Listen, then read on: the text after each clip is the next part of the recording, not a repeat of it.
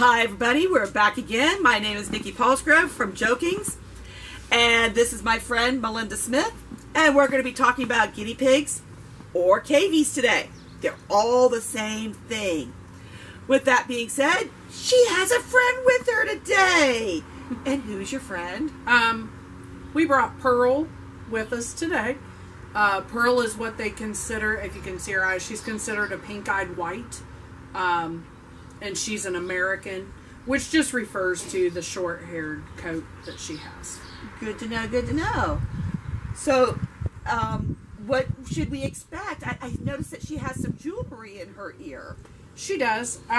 Anytime that you have a pig that you're going to be taking to any type of a show, aside from the fairs, a lot of those you don't. I was worried about that. A lot of those you don't have to have the ear tag. But if you are showing at an ARBA or an ACBA show, they are required to have a tag in their ear, and that's the type of identification to keep the animals separate so they know whose belongs to who. Oh, okay. That's a good thing because, you know, I'd want to make sure I took my animal home. Right. I don't want to get mixed up with somebody Right. else. Okay. So today we will be talking about expectations at an ARBA show or an ACBA show. So right now I'm going to kind of turn the conversation over to Melinda and see what happens, see if I can find any questions to ask. Okay. An ARBA show is, first off, ARBA is American Rabbit Breeders Association. If you go to an ARBA show, it's typically going to be rabbits and cavies at the same show. They're kind of divided up in the buildings so that, you know, when you walk in and you find your spot for cavies, that way they're not having to yell all across the building to get people to the table to get the show done. Okay. So you're going to have also a possibility of going to an ACBA show. And ACBA is American Cavie Breeders Association. Sure. American Rabbit Breeders is kind of the parent association for the ACBA. And sometimes you'll go to shows that are not sanctioned at all. Some people just go to just regular shows that are maybe put on by a local cavie club or something like that. So they don't have to be sanctioned, but a lot of them are. Okay, sounds good. So when you go to a show, whether it's a cavie show or whether it's a rabbit show that has cavies, right. When you go to a show, and let's say that I'm going to get my little handy-dandy friend back out. Here's a little guy right here. I'm going to be walking to the show, and it's the first time out of a show, and I'm going to walk in, and I'm going to go in there, and I'm going to look around, and I'm going to see a whole bunch of people standing there. Right. What is the first thing that I do? The first thing you do if you're going in and you only have cavies is just find that cavie part of the building. Sometimes you're going to have to ask people. Sometimes they have it very clearly marked where you're going. If you're going to a show that does not have rabbits, then typically you're just going to find a spot to set up in that building. Sometimes you need to find out ahead of time. If you're going to a cavie only show, sometimes you need to take your own tables with you. Otherwise you're going to have your animals on the floor. A lot of the ARBA shows will already have tables there, but again, you might want to check with them ahead of time to see if they're going to have tables or if you need to provide those for yourself. Okay, with that being said, I didn't even think about this. I see this is something that you brought, and you brought another little friend with you, and I think his name is Hershey. We were introduced earlier. Yes. With that being said, do you have to have a cage like this to go to a cavie show or a rabbit show? You don't have to. You don't have to, but it does make things a lot easier. Okay. Because typically, like, we do not feed and water our animals while they're in transit to a show. So sometimes they go 3, you know, depending on where the show is at. Sometimes we go 3.5 hours, 5 hours, 6 hours away. And they haven't ate or drank in that amount of time because you don't want nauseous animals when you get to the show. So we will take, we prefer this type of cage. We also have a bigger one that we can fit 4 across. But we prefer the grid style cage because you're able to hook a water bottle to it. We even have the feed cups that will hook onto the side of the cage. That way it keeps everything right there because they don't have a lot of space in there. So you want to keep things that are hooked to the cage so that they have more space for them to be while they're at the show. Sure. And we also have to put hay in, so you have to have room for that also. Okay. So you don't have to have one. if you're going to your first show just to try it out, Right. you don't have to have a cage. No, you don't. But you do have to have an ear tag. Correct. Okay. Correct. And you need to have that before you go to the show.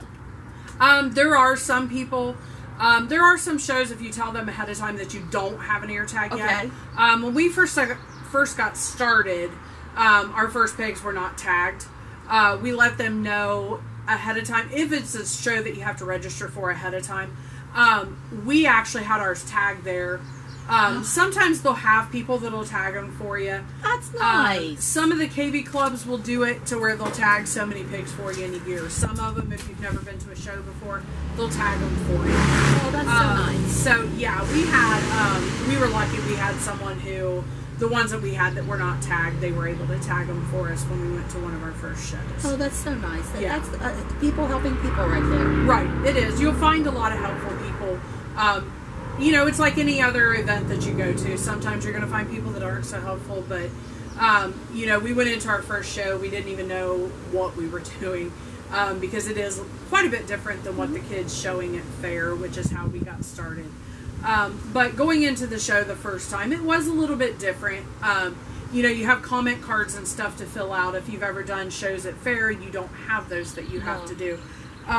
So you have to know weights when you go in, because they are divided up according to weight.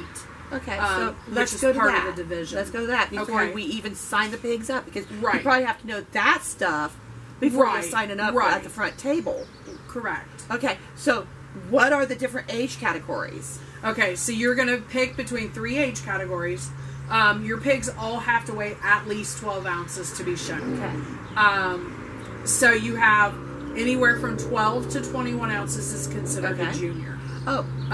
So they can be pretty young going in at the 12 ounces. We have some that are only 3 weeks old that are almost to that point already. Really? Yes. Then you have intermediate, which goes from 22 to 31 ounces. Okay. And then you have the seniors, which are 32 ounces and above. There's no cap weight, but they have to be at least 32 ounces to be a senior. Okay. Our goal when we breed our pigs is to have our pigs at 32 ounces by 6 months of age. Is that your personal goal, or is that a general breed goal? That is a personal goal, but that is also something that I've picked up from a lot of breeders who've been doing it for many years. Okay. We do have, when we first got started in this, and even now, we still have a lot of questions down the line because we've only been doing this a little over a year. So we've had mentors along the way that we are still in contact with, that if I have questions that I don't know, I get a hold of them and I find out from them, you know, what is your opinion on this? How do you do this? There's a lot of opinions out there. There's a lot of guaranteed facts out there. But you kind of have to find a way of doing things that suit you also. Exactly. It has to be you. Right. Comfortable. So anything I talk about is typically, this is my own experience. Okay. This is what I prefer. I'm not saying that's set in stone. But that's... because you might find a better way of doing it next week. Right. Exactly. And there are some things that I've done that is, you know, as far as, you know, which pigs that we've picked and stuff like that, that we'll get a hold of a more experienced breeder to find out if, you know, if we got the right ones. Right. You know, just to get a second person's opinion, especially someone who's been doing it a lot longer. Exactly. So they're broken down into age categories, I should say. Correct. Weight categories, but they call them age. They're broken down into colors. Is that right? Correct. So, are they broken down by any other means? They're also broken down according to breed, which is going to be, like for Pearl, that's going to be American. Okay. We only show Americans. We do not show any other breed at this time. So you have age or weight. It's more weight. The book, if you go to the Standard of Perfection for the ARBA, there is a KV division in that book. And it actually does have age and weight. Okay. Typically, when any show that we've been to, they went more by weight than age. Which is, in my opinion, a better way to do it. Because if you have, say you have a 2-year-old that's still at an intermediate weight, Oh. that would be hard for them to compete. You know, if they're only at 20 ounces, that's going to be harder for them to compete with a 32-ounce pig who is at that senior weight. Right. So you have to know your weights, you have to know your breed, and then you have to know your variety, which is your color. And then they're broken down one more time when you go into a class. So Pearl here would go in as a white American senior sow. Okay. So they're broken down into sex. So sow is female, And a just, boar is a male. just like regular pigs. Correct. Okay. So you have... So you have piglets also. Nope, you have pups. Oh, well, that's confusing. That's really confusing. That is confusing. Sow, Boar, and a pup. and a pup. So we have a pig, and a dog. Okay, go ahead. Exactly. So you're going to have to know those, at least those 4 things to be able to start filling out your paperwork. Okay. Some of the shows now have gone to an online registration. Cool. Which is amazing. Yes. You go into a show, you've already registered everything. Sometimes you can even pay through PayPal, so you don't have to worry about spending all that time at the registration table when you get there. Which comes in super handy. You go in, you tell them your name, they can look everything up, and you're done. That's all your registration that you need to do. Some of the others still do it the old-fashioned way, and that's okay too. You go in, you have to... Some of them require a paper that you put all of your pigs on as like a master sheet. Others, you just do the comment cards, and of course they keep one copy. They give a copy to you once they're filled out.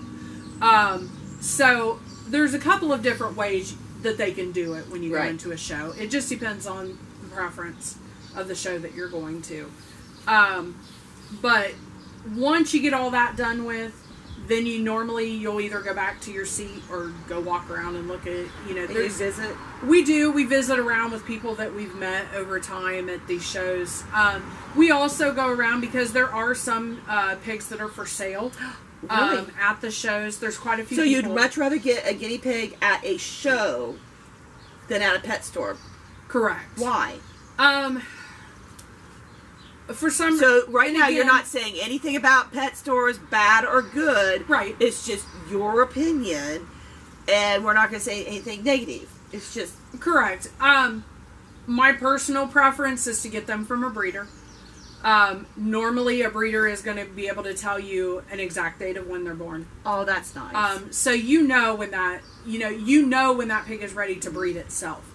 Or you know what to expect size-wise, because we've already said, 6 months for 32 ounces. Right. Well, if you don't know the age of that pig and they're hitting 8 months and you don't know it, and they're only sitting at 20 ounces, you need to be looking into what's going on with that pig. So to go to a breeder, you're going to know an exact birth date. Right. You're going to know exactly what they've been raised on as far as feed-wise. Oh, that's a good thing. As far as their nutrition. Is it something that this breeder has decided that they're only going to do pellets and hay? Some breeders do, especially if they have a very large herd. So if they've decided to only do pellets and hay and water, you know that if you're going to feed vegetables, you're going to have to introduce those vegetables kind of slow to them. And that, you don't want to run into the diarrhea and the other issues that pigs can have. If you're starting to feed them all new feed. Right. Typically when you go to a breeder, they will give you at least a small amount of food that you can start to transition your pigs over that's nice. to the food that you use, because sometimes it's not going to be the same. The other benefit going to a breeder, usually with breeders, all of their litters are planned. These are pigs that they have specifically put 2 different pigs together to get this litter. And it's because they are wanting a certain look from each of their pigs. They're not going to take an American and breed it to a teddy. They're not going to typically do that. So the litters 9 times out of 10 with a breeder are intentional. I'm not saying there's never, an accident or a slip up or whatever. But 9 times out of 10, you're going to get more information out of a pig or about a pig from a breeder than what you are to be able to go to a pet store. Sometimes breeders do, if they have animals that they cannot place in a home, sometimes they will take them to a pet store, but those pet stores typically don't get all the information from them that you could yourself. Right. Okay. So right now we are just at the threshold of what to expect at a show. We've got the animal entered in. And how much does it usually cost for an animal to be entered? In our experience, any of the shows that we've been to has been anywhere from $2 to $4 typically. A lot of times if they have a pre-registration, you can save some. You can save some money on the registration if you do it ahead of time. Not always, but sometimes. But sometimes if you're going to a show that's 6 hours away and you think, oh, I don't know for sure you might not that I'm going to make it, you might want to just wait and do it at the show. So we've discussed the paperwork. We've discussed what to expect when you walk through the door. We've discussed how you make out your paperwork, more or less. And you've discussed something about your animal. So we'll go ahead and hold off on right there, and we'll say that that's part 1 of the expectations of at a ARBA show or a CBA show. ACBA show. So thank you very much. Watch for part 2, and we'll discuss what happens on the table with the judge.